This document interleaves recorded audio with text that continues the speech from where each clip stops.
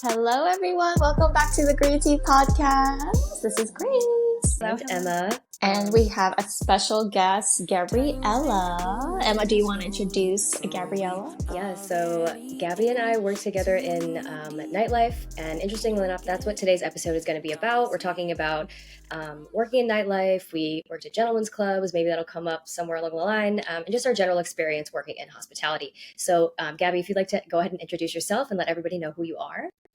Hi, everyone. My name is Gabby. Like Emma said, I've been in hospitality. I'm still in hospitality 8 years later.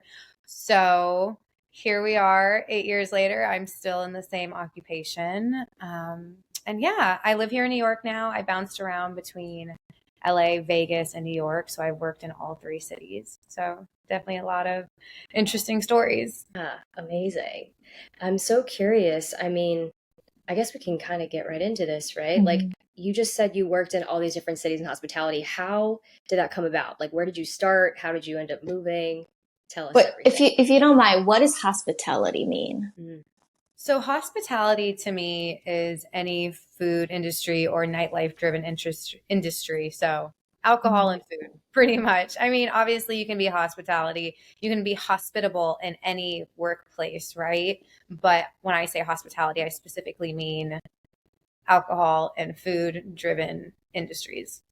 Is my definition of it. Got like it. food and beverage. But that's my definition of it.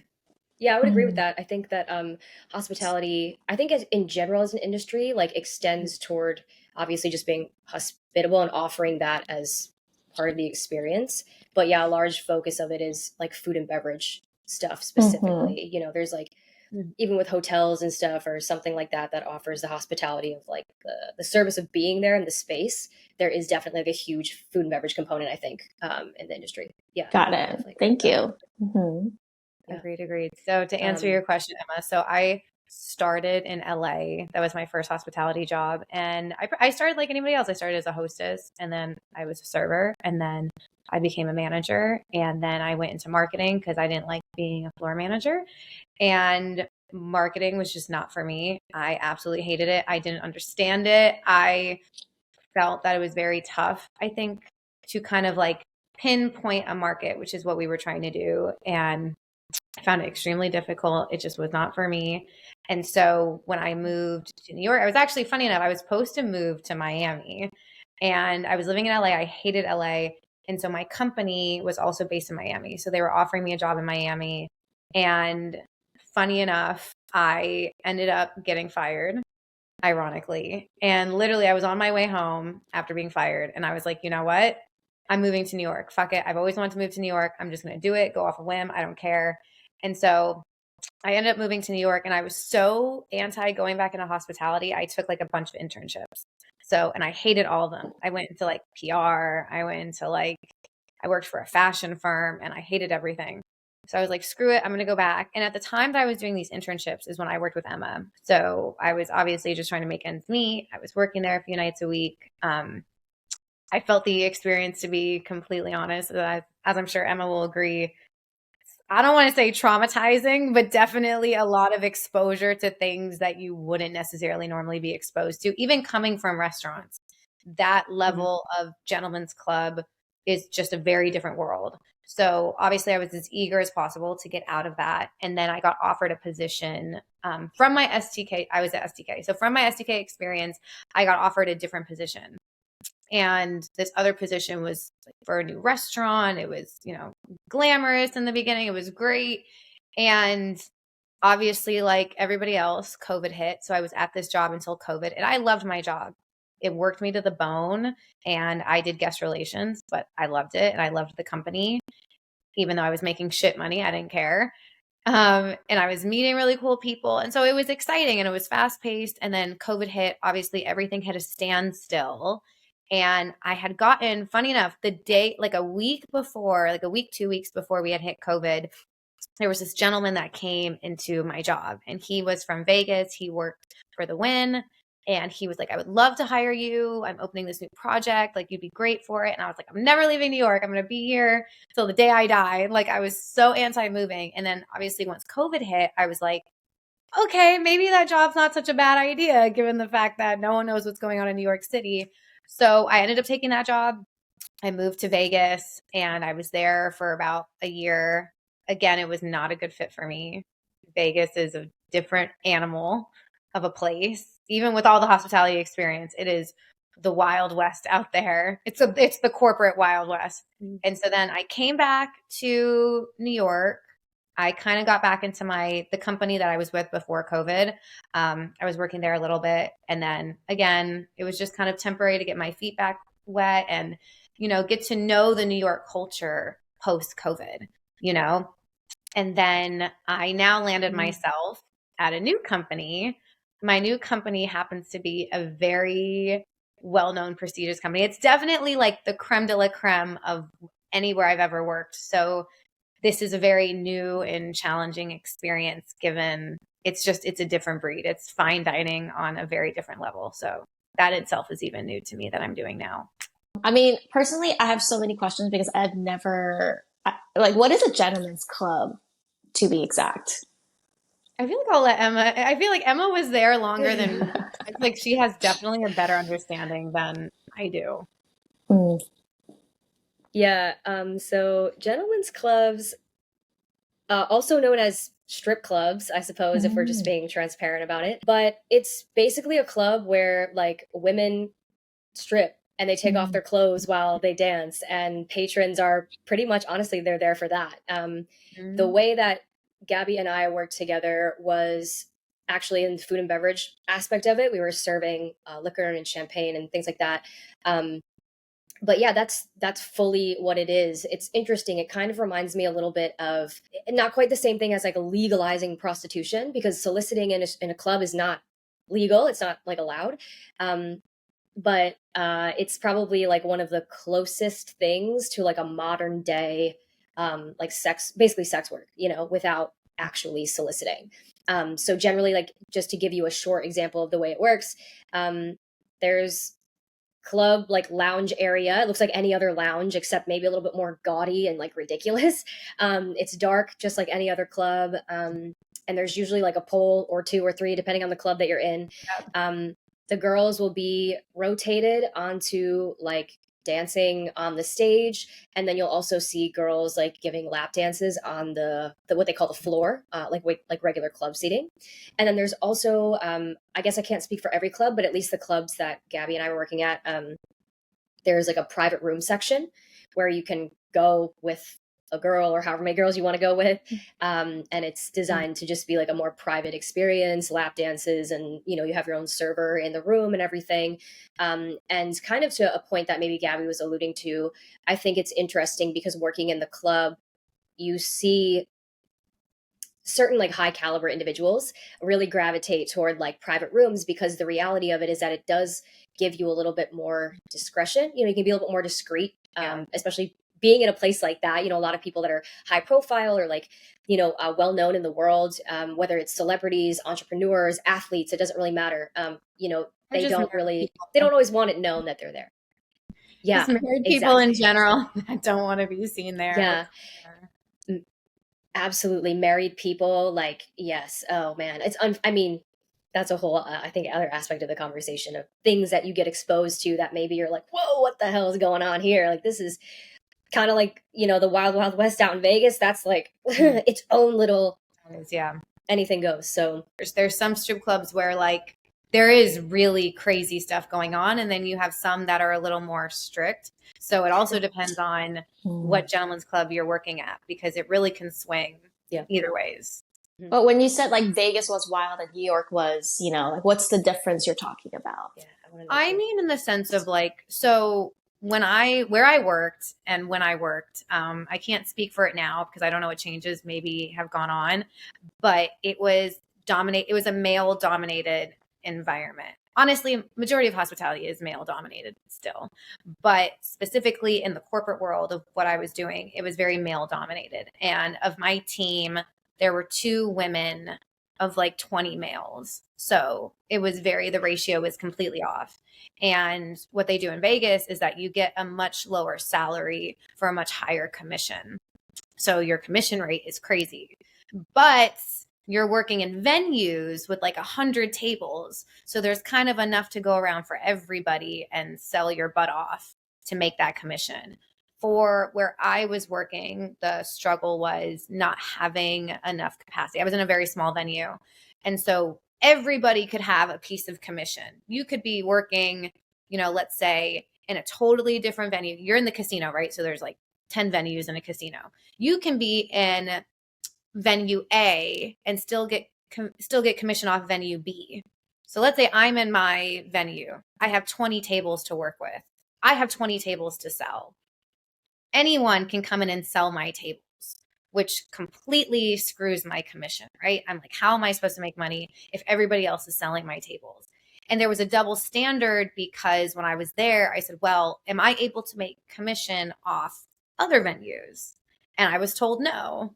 Again, what the reasoning was, I don't know, maybe because I was new, whatever the case was. So I was constantly, honestly, getting screwed in my commissions. So it was just very like these guys, these older men, I'm not even talking like younger guys, like I'm talking about maybe 27 plus, right? Your youngest probably being around the 27 range. Males that are just like out for your soul because it's like they need the money, right? Everyone needs the money. So they will jump over your head. They will fight you to the death for their commissions, which is where I say it's the Wild West. Like, let's say me and Emma sell a table and Emma can turn around and be like, no, that was my table. I sold that table. That's my money. Screw her. That's my money. And it was a dog eat dog world there. Like you really have to fend for yourself or else you're not going to eat. Wow. Actually, I want to bring something up too, because some people I think might not quite grasp, why go through all that for like a commission. But working in nightlife, there is ridiculous amounts of money to be made. We're talking about like thousands of dollars spent per table. We're not talking about like, oh, you got to spend $300 on a dinner. No. Like we're talking numbers that like it's I don't want to say it's like real estate, because it's not like everything is like, oh, $150,000 table. Yeah, but like there are certain venues and like certain, like say a venue has like a show or an event or like a guest DJ or something, forget it. Some of these tables are going for like, yeah, sure, 2K, but some of them are going for like 20K, it's, yeah, and we when had you a make commission off of that, that's good money. And it was like, I think the highest table that we ever sold was the night that Justin Bieber performed. I think it was like 120,000. It was something completely astronomical. It doesn't make any sense. But also Vegas is like, you're doing insane numbers. Like, yeah, your tables are going for 10K plus. So your commission, if you can book a few of those, whatever. And sometimes you have monster sellers, like guys that, sell their ass off. And these guys, it's Vegas. So obviously the money is very different in Vegas and you're not paying state tax, but these guys, they own houses, they're driving Ferraris. Like these hosts are living an amazing lifestyle, but it's because you literally probably have to yank someone's teeth out to get that sale, like any other sales job. Wow. That's crazy. If you don't mind me asking, how did you go from, that like PR marketing into going into nightlife, how did that transition come about? Well, so I did bottle service with Emma, and it was during the time period that I was interning. And honestly, my internships came through pure connections. I had built a good level of connections being in Los Angeles and kind of spending time in New York, just people I knew, like asking around, like, hey, I'm trying to get out of this. Do you have anything? And so I landed 2 different internships. One, which was very like Devil's Wears Prada-esque. Like I just had an insane boss. She was crazy. And I was going to Tommy Hilfiger fittings with her and doing all these like lavish, cool things, but she was just nuts, being completely honest, and I hated it. And then I had a friend who, friend of a friend had a PR company, and that was very type A sitting, and that also didn't work for me coming from hospitality. I had interviewed once and they didn't hire me. And then I went back again because I was like, I need this job. I'm going to get this job. And so then there was that transition of I was still heavily constantly looking to get back into hospitality because I just realized it's what I was good at. I liked the environment. Honestly, too, I was single at the time. So I think being single in this industry definitely helps because it's hard to maintain relationships when you're in this business. So I just kept looking and I kept asking around. Like I remember I had a few job interviews that came through hospitality people I knew that referred me. And so that's how I landed my gig in New York. Was I went back to a few people and I was like, hey, I'm ready. I'm willing to do this. I'm ready to work my butt off, whatever it means. Just get me in the door with somebody. And so that's where I landed my job in New York, my hospitality job in New York. That then became salaried in a full-time position, which is then when I left Gentlemen's Club. I heard that you were also a Playboy model. Could you talk a little bit about that world?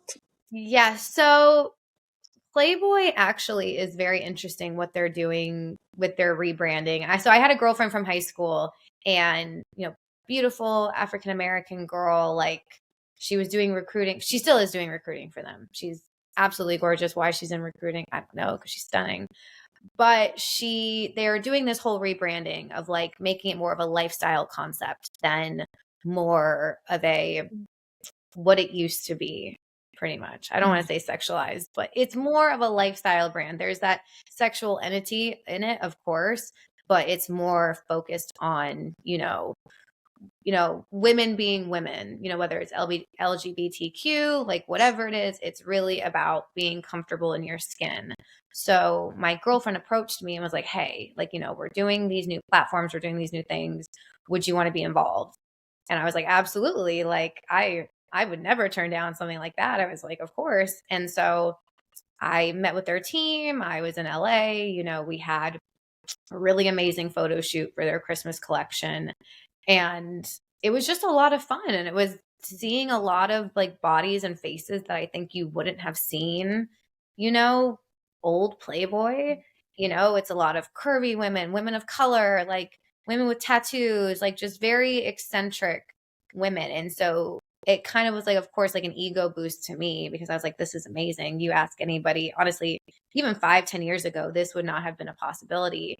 And at that time when I was doing Playboy, I was still working in hospitality.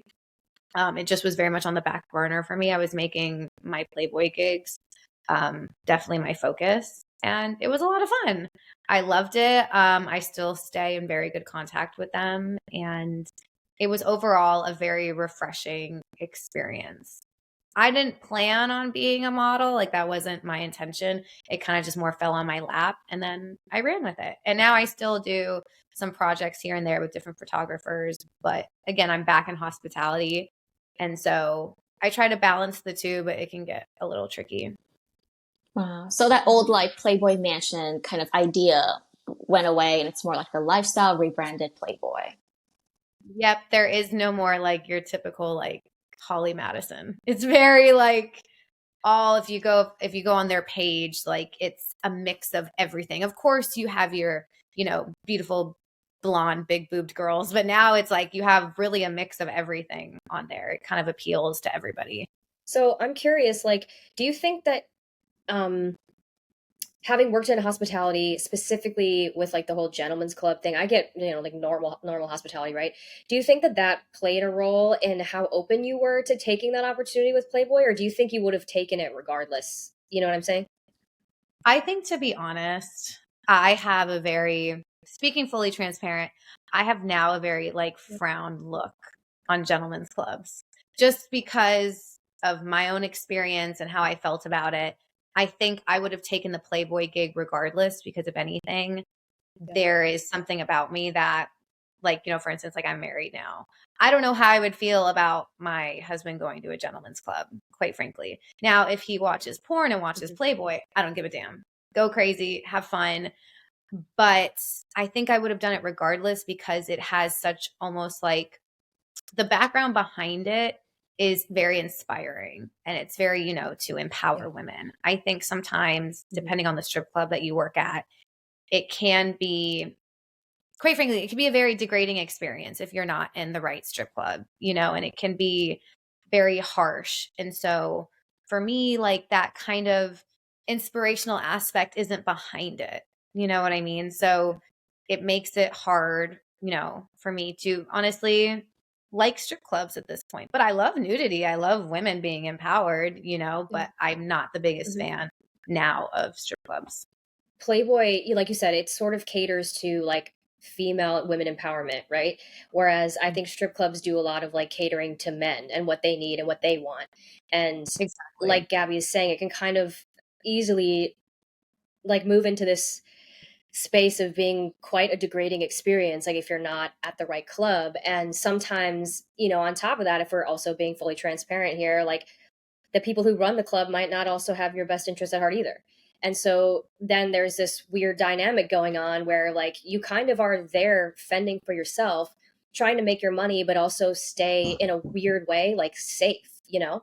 Absolutely. But it's interesting how I get what you're saying, where like, you know, actually being involved with something that has a greater mission, a greater purpose, or a greater intention even of being there to empower women and to showcase like how femininity has grown and evolved over the years, versus something like a strip club where it's like, what are we doing other than satisfying a Satisfying the desire male for ego. That's all you're doing. And again, like most Yeah. strip clubs are ran by men. It's very rare Yep. that you see yeah. a big woman management presence. But if you go to the Playboy office, you will see a lot of women. You'll see a lot of women in there in powerful roles, like really running shit. And not just women. I'm talking about, you know, I'm talking about gay women, women of color, like LGBTQ, very friendly. You know, you get a whole mix of everything. But you know, what's crazy is that so recently I went to a burlesque show, like a real burlesque, technically the origin of where strippers came from. And it was a Dita Von T show, and it was amazing. I loved that because it's like there's this element of like art and well thought out performances and costumes and these amazing things, which is where strip clubs came from. So how we went from like the talent of burlesque, I mean, even geishas in Tokyo were this element of like dancing, theatrical, like beauty, how we went from that to like the downfall of like what strip clubs have become now. It's crazy to me. If you don't mind me asking, how did like relationships affect, or how was relationships affected by you working in nightlife, and what did your husband think of it when you guys met? So I knew my husband for 5 years before we got married, and we were very good. We were friends before we started dating. And funny enough, he was actually one of my biggest clients. Like he used to come in and just go to town. And so I never really took that situation seriously because I was like, okay, here's a guy. He's just trying to live his life, have fun. Like, you know, you don't pay much mind. I was like, he's cute, but I don't pay much mind to it. And when I met him, I was working. I had finally gotten my first, like in New York, my salaried hospitality gig. And I was just working so much. When you're salaried, they don't give you a forewarning that you're going to work to the death. And I think any hospitality job, there is no such thing as a day off. Like I was on vacation, I still have clients reaching out to me and I still respond. I do what I can for them. And so there's no days off. But especially when I was in that environment, we were opening a new venue. I literally had no time to myself. And the time I did have to myself, I was young. I wanted to go out with my friends. I was out on the town. I was utilizing the fact that I worked in this venue to like go to cool restaurants, go to cool clubs, like utilizing the network I had. But then when I started to date again, I realized I had been so jaded to working in these different environments. And yes, it is strip clubs, you know, you see men in a different light. Like you're like, oh, ew. Like I think you kind of get turned off by men because you're like, oh God, like I can't believe there's someone that's like married with a family and kids and like, you know, it's here like grabbing on butts and grabbing on titties. Like it just kind of turns you off to men. Well, at least for me personally, it did. And so I just felt almost like uncomfortable dating because I was like, is that something that I have to accept? Like, do I have to be with somebody and accept that this is the reality of how men are? And I also, it's not just, honestly, it's not just gentlemen's clubs. There were people that were coming into my restaurant that we knew were married with family. And maybe they came in with their wife the night before. And then the next night they're with a totally different girl. And you just have to play stupid and act like you have no idea what's going on. And so it happens in all of those environments. And so it did make me very turned off to relationships. And then when I was with relationships, I would talk to Em about this when I was in a previous relationship, that there was very little trust. I had no trust. And I also was in this internal battle of like, So this is something I have to accept. I have to accept that men are like this, that men will cheat, they will lie, they will, go to strip clubs. And that's the reality of it. And then when I met my husband, he had been to his fair share of strip clubs. He had been out on the town. Like, he lived, a life before me, which worked to my benefit, because then by the time we got married, he was like, yes, those things were fun. They were great in the past. Like, I'm happy I did them. But now I'm in a place where, one, I don't want to spend that kind of money. And two, like, I've seen enough. Like, I'm happy with what I have and I cherish what I have. So therefore, I don't need to look outside anywhere else. And I think men like that are real. They do exist. It just, you have to kind of like untrain your mindset to believe that men like that still exist. Because when I went into it, I was like, all men are going to cheat. All men are going to lie. That's the reality. And my husband was like, no, like, that's not my reality. That might be somebody else's, but that's not my reality. So, and even now, if he wants to go out and have fun, great. There is a level of trust in our dynamic. So that also is very, very relaxing to me, where I can go to work and I'm not worried about my husband, and vice versa. Wow. So it's more like the right person came at the right time. Yes. I wouldn't say right time. I don't know if I believe in a right time. I think like things just come at you and you're either open and willing to accept them or you're not. And at the time, to be honest, actually, when I met him, I was not open and willing to accept him. I was in a place where I was like, I'm going to be alone. I'm going to focus on my career, like screw everything else. And he was just luckily so persistent enough where I was like, okay, I'll give this guy a chance. Like, screw it. I'll run with it. And here we are now, married. And I'm the only one of my friends that is married.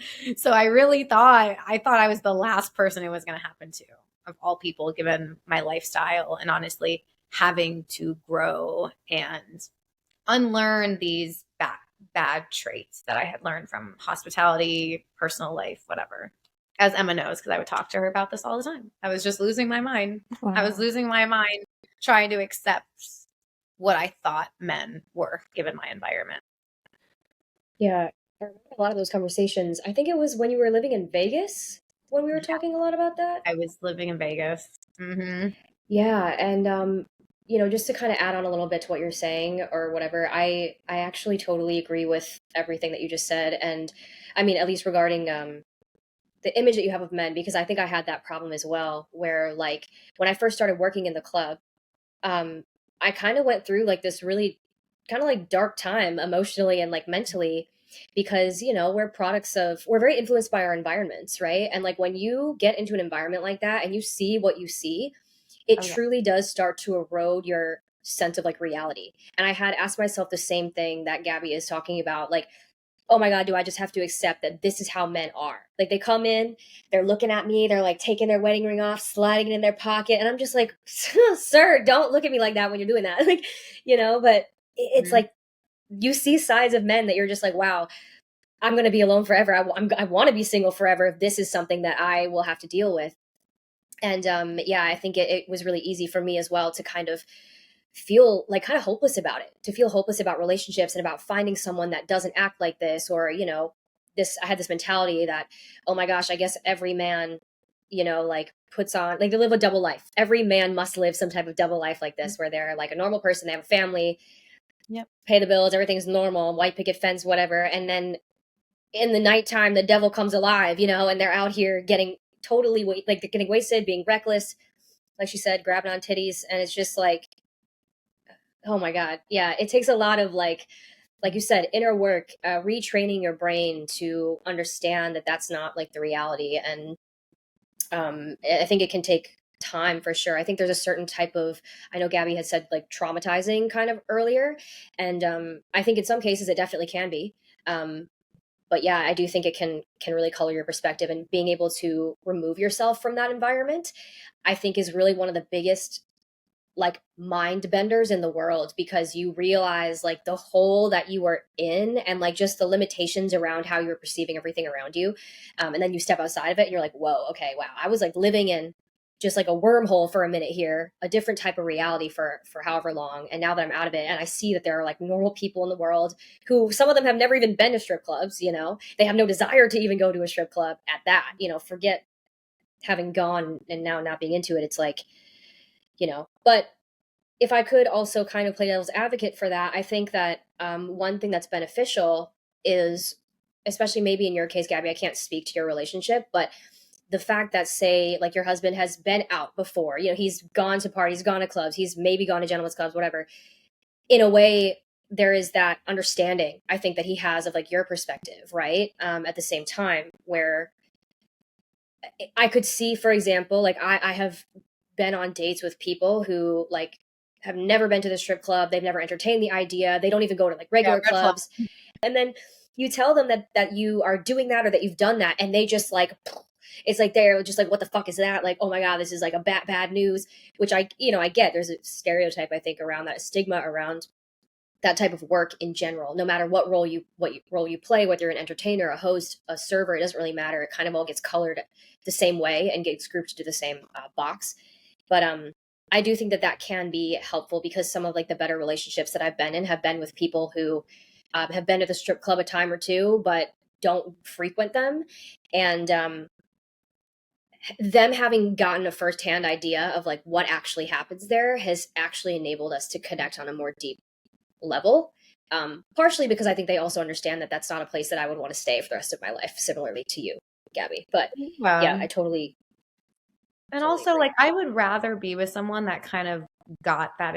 I also have this notion of like, I'd rather be with someone that got the experience and can say, okay, I do like this or I don't like this, versus being with someone who's never experienced it. Because how do you know if you haven't experienced it? You know, you might be married and then one day your husband goes to the strip club and he's like, shit, I love this place. I'm going to come here all the time. I would have rather you had that figured out before we got married versus figuring it out now, quite frankly. Or you're at your bachelor party and you're like, oh, this is great, coming here all the time. To be honest, I guess me coming from someone that's never been to strip clubs and nightlife, I see things on social media and TV. So I just have this like image. What is you guys, since you guys both, I guess like the more negative traditional look and stereotypes of this world?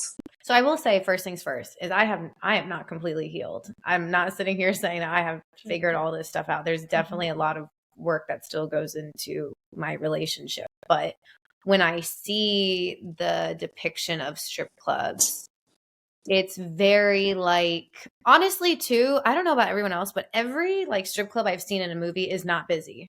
Everyone I've seen, it's like some desolate, like, you know, strip club like in Iowa or something, and it's empty, and like the girls kind of look like dingy, and like, you know, there's always some weird guy at the bar.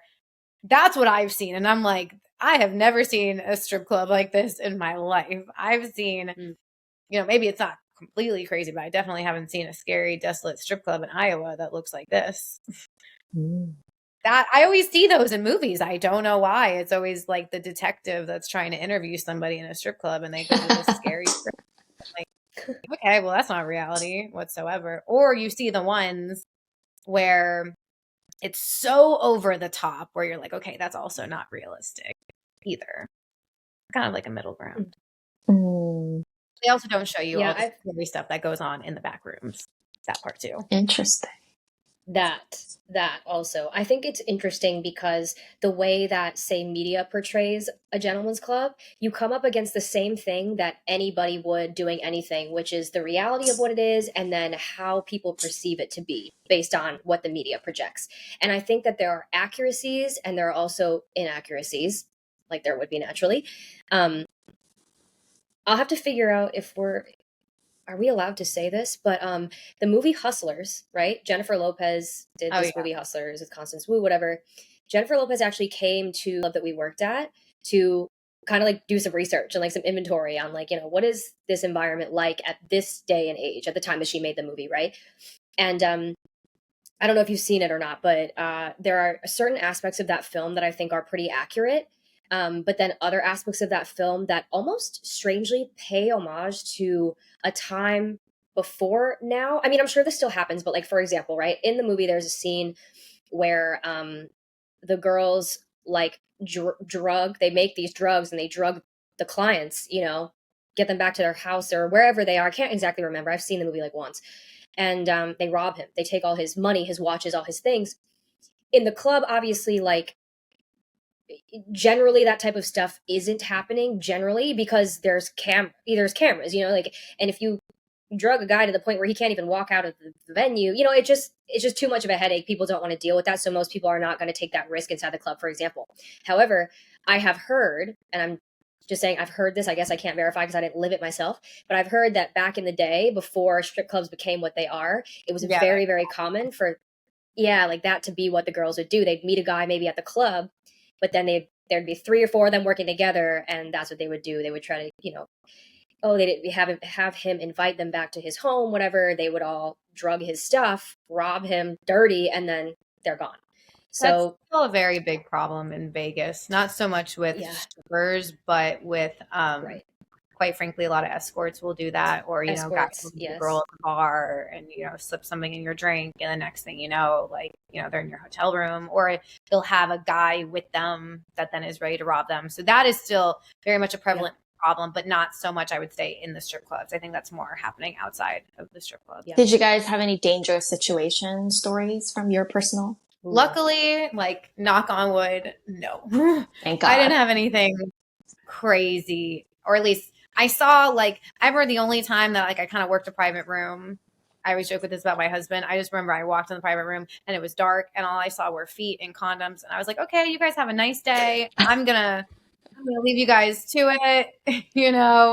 Here's your bottle. I dropped the bottle and I ran out of that room. And I think that was probably the craziest thing I'd ever seen in a strip club. And then, I asked, I didn't want to work private rooms anymore. So then I took myself out of that environment.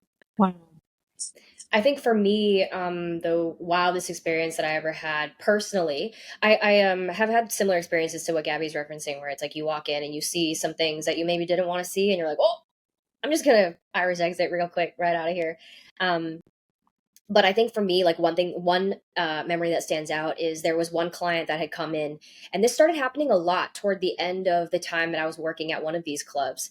And I worked at a couple different gentlemen's clubs, but this one in particular, toward the end of when I was working there were a lot of clients coming in talking about like suicide, right? Like, oh, I'm here, I'm going to kill myself, like this and that. And it's, that's a dangerous game to play, especially if their client is telling you that before they start spending all this money. It's like you kind of have to really ask yourself, like, whoa, is it worth it to even touch this? Is it worth it to even sell anything? And it's interesting because a lot of the managers would kind of let anything go.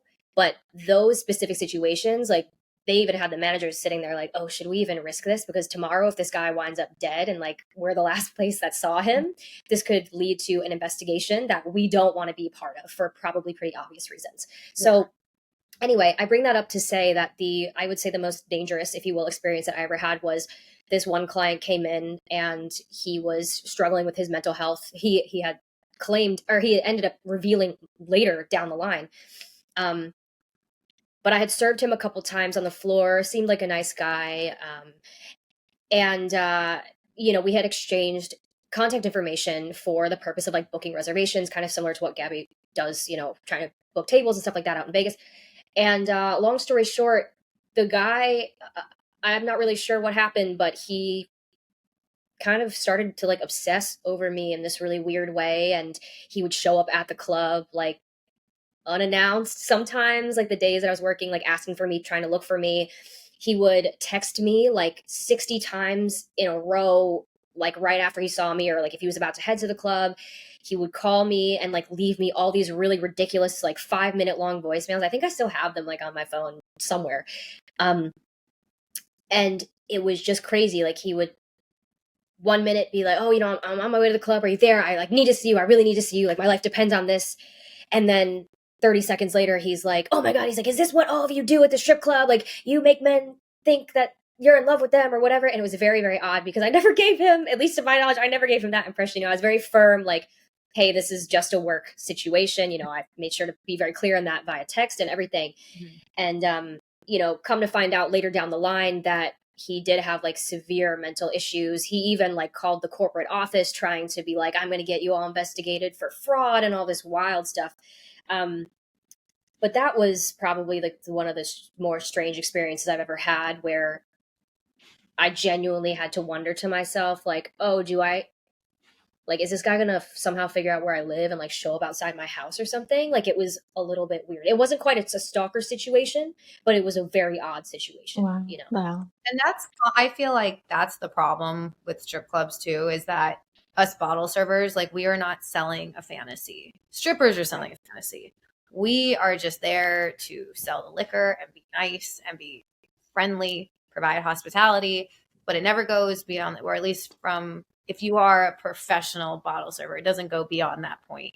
And I think where it gets dangerous is that strippers are selling a fantasy. And if you get the wrong guy, you can be putting yourself in a very dangerous situation. Yeah. I have a dying question, and I'm sorry if maybe I'm merging something and I just don't know the terms. But especially you, Gabriella, as like a model, you're beautiful. Have you ever had, and what's your thoughts on like wealthy men approaching you, or have you ever had like asking you for dinner or coming with me to events and just paying you to be like a model girl or maybe something farther? That more happened, I would say, in Vegas. You get a lot of that in Vegas because you get a lot of working women in Vegas. So that was more common, where a guy was like, hey, if you come to this club with me, like, I'll give you like $500, just hang out, you know, because promoters aren't a thing in Vegas. Like, you come to New York, you get promoters, you get promoter girls, like, they're paid to bring girls. That doesn't happen in Vegas because everything is about money, money, money. So there is no giving away a free table for some girls. The floor is filled with girls. They know these guys will pay girls just to come. And so there's a lot of these like agencies in Vegas where you can be a part of an agency, and your agent will call you and be like, hey, I have a guy, he needs 10 girls. Like, he'll call 10 different girls. You get 300-400 each. He takes his cut. And that's very common in Vegas. I have more experience in New York, guys just pretty much being like, even knowing that I'm married, which is the crazy part, who are just like, oh my God, like, you know, we'd love to hang out with you, blah, blah, blah, whatever. And I just, you know, politely say, like, you know, like, Emma, like, you know, this is professional. I take my job seriously. There's a way to politely decline people, I also think, without them feeling like uncomfortable, you know, or kind of like ego shot down. You know, it's, to an extent, you're just politely saying no fucking thank you in the nicest possible way. And 9 out of 10 times people will kind of take the hint and walk away. You might have the one person that gives you a little bit of pushback, but I've been very fortunate that outside of gentlemen's clubs, quite frankly, that every venue that I've worked at is very professional and they do not tolerate that. So if I come to them and I say, hey, this client is making me extremely uncomfortable, they will either remove that person or they will remove me from the situation altogether, and they'll be spoken to by an upper level management. So I'm very lucky that I'm in that type of environment now, that where it's completely not tolerated. Also, it might be the wrong term, but do you know what are those girls that get flown out to, you know, Maldives and have these crazy parties? Is that like a different thing? I would honestly, I mean, you can call them, there's a lot of what they call in Vegas promo models. So they're called, you know, you're just promo models, you're hiring promo models. And then you have escorts. I either say they're either escorts or they're promo models. One of the two. We'll never really know because it's a very gray area. Well, Emma, I'm wondering, I know you said there's a lot of Scorpios and people who have worked in nightlife. Did you get a chance to look at Gabriella's maybe chart? I believe that you dark people, dark Scorpios. Literally. I haven't looked at your chart yet, Gab, because I can't remember your information, but if you tell me right now, I can look at it really quickly. I am a Gemini, Sun, Cancer, Oh. Moon, Sagittarius, rising. And I've been diving very much into Vedic astrology. So my Vedic astrology is totally different. I am in Vedic, I'm a Taurus sun, Gemini moon, and Scorpio rising. So there's the Scorpio. That makes sense. There she is. Yeah, in Vedic astrology, it usually backs up a little bit. So I guess, like, I mean, without having the information to actually put it in, but even just knowing those three things, I find it really interesting how, like, Geminis are people who are very social, right? Like, air signs have, Grace is a Gemini too, by the way. They have a gift, right, of being able to navigate social situations with ease, that is like the higher embodiment of air signs, right? And so being a Gemini, you might find, yes, certain like Scorpio, for example, Scorpios in nightlife hospitality, but I find that there are a lot of people who have Gemini, Libra, even Aquarius to a degree that work in hospitality in general, or do some type of like guest relations or something, because they're just very good at it. Even you're a chameleon. You can adapt to the environments that you need to, and then shut it off when you need to shut it off. Exactly. And Gemini specifically is a sign that is known for the quality of being adaptable.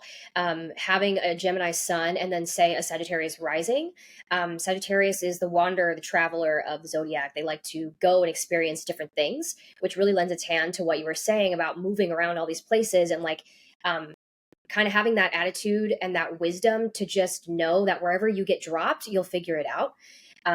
And so I think it's really neat that that probably contributed to like you being able to have those opportunities like in these different cities to still learn something from it, but to still, bolster your skill set as like a communicator or a connector. I think air signs are a connector archetype. But with the moon in Cancer, I can see how like moon in Cancer is nurtured not by like the raging club scene, right? Moon in Cancer is nurtured by like the comforts of home and like people that they really care about and that really love them and understand them on a deep emotional level. They don't generally, if we're just talking about Cancer moon as an individual placement, not in relation to other things, Cancer moon really likes or doesn't like being in crowds or around people that they don't know. It's a self-protective energy. It's like a crab. Cancer is the symbol of the crab, right? If you think about a crab, like it likes to stay hidden, it doesn't really like to be out and about if it doesn't really need to be. It's soft on the inside, hard on the outside. It's got its little, pinchers or whatever to defend itself. It's a very self-protective sign. So I could see how for Gabby, while there is a sides of her definitely that are more extroverted and that probably do very well in social situations like that, she probably feels very easily emotionally drained and emotionally uncomfortable in a lot of these scenarios. All the time. And that's where like my biggest takeaway from my current job, and I have to run because speaking of my current job, I have another call, but the biggest takeaway that I took from being in hospitality, because I do have that duality where I love it, but I have to love it with boundaries so I can still cherish my home life, because I very much cherish my home life, is when I went into this job, what I would hope for anybody, doesn't matter what industry you're in, is like set your very clear boundaries. I can actually enjoy what I do because I went in with the boundaries of this is what I will do. These are my hours. If I choose to stay longer, it's because it's my choice, not because I am feeling like I have to stay. So with any job, you have to set those self boundaries so you can enjoy what you do and not feel like, oh my God, I'm drained every day. Oh my God, I hate what I do. And don't get me wrong, some days I still come home like that, but I have set those boundaries for myself. So therefore, I can still come home and be a wife and then still do what I love. Thank you so much, Gabby. We learned so much. That was amazing. I hope that I could give all the information I have to offer. All right. Emma, well, I love you very much. Shoot me a text message. You guys have a great rest of your session. Thank you so much. Bye. Do you have any afterthoughts? I was just going to say that I think it's really great to have people on who have experienced kind of this side of like life and work. There is, I think, I don't want to say a taboo to nightlife specifically, maybe just to gentlemen's clubs. There is this element of taboo right there. But I think it's something that we as people don't fully realize, like the depth of the darkness that hides in these areas, because a lot of times you see it glamorized on television, oh, it's going to the nightclub and everyone's spending money and blah, blah, blah, blah, all this stuff. But truly, as Gabby kind of alluded to several times, like there is a lot of darkness that looms under the surface of what you see. And it is difficult to work in that industry. That's why many people they don't work in it for a long time, or they can only work in it for so long before they're like, I have to get out of here. Some people are like lifers, they do nightlife forever, and this is not to say that everybody is the same, but a lot of the people, not everybody, but a lot of the people that I know that have worked in nightlife for their whole life, and now they're like in their 50s, 60s, whatever, still working in nightlife. It's like the lifestyle that they live. They're not married. They don't they like everything is about work. They're at the club all day, every day. Every once in a while they'll go off on vacation, maybe somewhere, but that's it. Like they're always partying or entertaining somebody. It's very much like this kind of fantasy of a life where you're partying all the time, or that like is your life. And so, yeah, I just think it's important that we talk about this type of stuff, because we're in this day and age where people are starting to like, I don't want to say move away from that, but like people are starting to become more intentional, for example, about the way they want to spend their time, the way they want to spend their money. And even in nightlife to some degree, of course, bottle service is still a thing, but bottle service is sort of, in my opinion at least, like it's sort of dying a little bit. People want more intimate experiences. They want to go, I don't know, on like a cool retreat with their close friends to like the Hamptons or something and do that instead of spending $30,000 one night at the club. And then that's just it, like people want real experiences. They want to be around people that they enjoy being around. And, you know, there's a big sober conscious movement happening as well. And a large portion of the drive to go to nightclubs and stuff like that is getting wasted and getting to be like so out of your mind that's what makes the experience fun. And I think people are starting to kind of ask themselves, like, do I need to have alcohol to have fun, for example, right? What are some other ways that I can really like connect with other people and do what I love without having to be wasted? But when you go out all the time or you're always in clubs, like that's kind of just the culture. That's what it is. So yeah, I think it's an important conversation to be had. And it's interesting to like kind of let people know that this is what really happens behind closed doors. Well, what if I know a lot of you guys say that it's so draining, and things like that. Why do you think people stay in this career and go back to it? Do you think it's the money, or is it like easy to get involved? Yeah, I would say, and of course I can't speak for everybody, but I would say that the thing that keeps people staying mainly is the money, and also like the flexibility, because like you don't have to be tied down to like 9 to 5 hours, only get this many hours of PTO, for example. And I'm sure certain clubs are different, but like the way that it works for me is like, okay, if I want to work 4 days, at least at the time when I was working at that one club, like I work 4 days. If I wanted to work 3 days, I work 3 days. If I want to, I work two. That's just it. It just is what it is. I have the flexibility to do that. And if I want time off, like I just request time off like a couple weeks in advance. Unless there's a problem and they can't give me the time off, we're good to go. I don't have to worry about like PTO and, oh, it has to be, I only have this many days that I can actually take off or else I'll lose my job or something. And so I think that's why people enjoy doing that, is that it gives them so much time and freedom to do other things. But I think that's kind of the interesting thing, right? Is that because the money is so good, it's very easy to get comfortable in that industry if you can withstand like the issues in the industry. And a lot of times I think what happens is people are able to withstand the industry by getting like engulfed by it. They start drinking more, they start doing drugs more, they start partying more, and that's how they can survive in that industry, is because they just become the environment. So maybe a bit of, I don't know, maybe it's a bit of a hairy situation there for some people, but I would say, yeah, it's the money really, and like the flexibility of being able to just do whatever you want, whenever you want. Also, other thing that I forgot to mention is it depends on the club, but like this is not a corporate office job, right? So in some form, there is a little bit more debauchery, a little bit more that is allowed to like let slide. People can have outbursts at each other, yelling, hooting, and hollering at their coworker, and then the next day it's fine. Some places, again, maybe not every place, but it's weird. It's like it's not necessarily a professional environment. Like you can maybe take your job seriously and be professional in the way that you are in the role.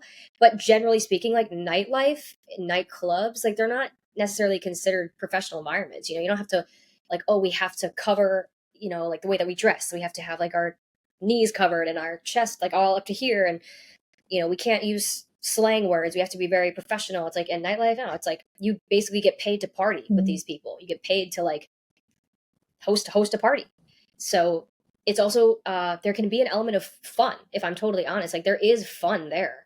And so I think, yeah, you either just allow yourself to get kind of immersed in it and let it shape, I don't want to say shape you, but in a way kind of shape you, or you are just there trying to push through it. Like as soon as you can get out, you get out. But yeah. Wow. All right. So I guess the last question that I want to wrap up with is, what is the benefit of working in nightlife and gentlemen's club, and what you've learned and the good parts about it? Sure. So for me, the reason that I started working in nightlife is actually because there are two reasons. The first is because at the time I thought I was going to go to medical school, and I was doing an internship, and I didn't it was an unpaid internship. So I was like, shoot, I need to figure out how I'm going to pay my bills. So naturally, I had worked in service industry before that, like when I was in high school and stuff, and not nightlife, but just regular service. And so I was like, well, I guess that's where I could get a job to pay my bills. That was the first reason. The second reason is because when I was younger, I was actually quite shy. I didn't really like to talk a lot, really like to stay in the background, didn't like to be seen. And I knew though that I wanted to work with people and I wanted to help people. And, you know, even if I didn't know exactly what that looked like, but I knew that I had, quite frankly, pretty shitty interpersonal skills. So the other reason that I took the job in nightlife is because I wanted to better my interpersonal skills.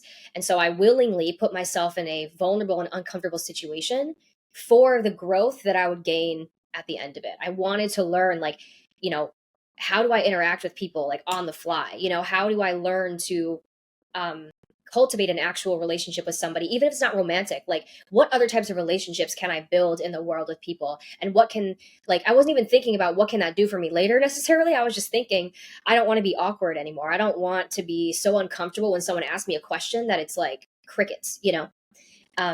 So that's why I entered hospitality. And so because of that, I would say that that's one of the biggest things that I've gained from hospitality is the ability to actually communicate and interact with people in a way that is not, I don't know, I guess awkward, or that, you know, I'm not like shut down or shy. Of course, that's not to say that like if someone's making me feel uncomfortable, that I'm just still going to be the same as I would with someone who's not. But I think you get the point. Like, it really helps me to hone my interpersonal communication skills and how to navigate relationships and build uh, relationships, I guess, in like kind of a networking perspective as well. Um, the money is also fantastic working in hospitality. And I think that like the ability to make a ton of money and then save it or invest it and let it compound to be something even more, I think there's a lot of benefit there. I mean, some of the girls that I was working with, especially the entertainers, like some of these people are like not even 40 yet and they've got millions stacked away or like compounding as we speak. So I do think that that was another benefit too. It afforded me a certain lifestyle and a certain experiences that I don't think I would have had if I was working at a job that paid me like $15 an hour and I was working like 40 hours, because you save time, right? Like, to that point, sorry about the flexibility. You have more hours to do other things that you want to be doing, you know? So you kind of make a lot of money for a short amount of time overall, not saying in a shift. The shifts can be pretty long, 8, 10, 12 hours sometimes, but you only got to work, say you got to work 16 hours and you've already made enough money to like pay your rent and then some in 1 week. It's like, oh, that's fantastic. I also have 5 other days to do whatever the hell I want to do. So yeah, I think it showed me a lot about, the potential that we have to live the type of lifestyle that we want. And I think it inspired me to realize that I don't have to live a life where I'm punching a clock like every day and it has to be structured in like a 9 to 5 box, 40 hours a week. It is part of what actually opened my mind to the concept of like being an entrepreneur. Is it possible to be somebody who runs a business who only works, say, 20 to 30 hours a week, but I'm making way more money than I would if I was working 40 hours a week at a 9 to 5 job, with like benefits or something. Yeah. Right. It's not all about the money, right? It's just something that I realized I like enjoy is freedom and flexibility. I want to be able to I want to be able to travel and see the world and do other things and manage like multiple projects at the same time. And I think the life that I thought that I would have been living as like a physician or something like that wouldn't necessarily afford me that freedom or that flexibility or that time to invest in other projects. Whereas nightlife really showed me like, wow, there are so many other industries and ways that you can make a living, do something that you love, and still have plenty of time to do other things. So overall, net positive experience. But yeah, I think I've, this traditional view of the nightlife, because I've never been to those kind of places, minus, your regular traditional clubs and bars. But there's something like taboo and fun about it that I think a lot of people just are so curious. They say, ooh, you know, working girls, ooh, strip clubs. Yet, like, look at all these people. Like, they want to see what's going on, you know? And like you said, you've seen so many different types of men who come to these clubs from all walks of passive life who you wouldn't expect for them to probably go if you saw them in daylight in, you know, 9 to 5 corporate jobs. So I think there's something taboo that everyone, to a certain extent, want to see and feel. Yeah. All right. Well, thank you so much for this episode. If you guys enjoyed it, remember to hit the like button, follow us on all socials, and see you guys in our next episode. Bye. Bye. Time's been moving slowly, so we are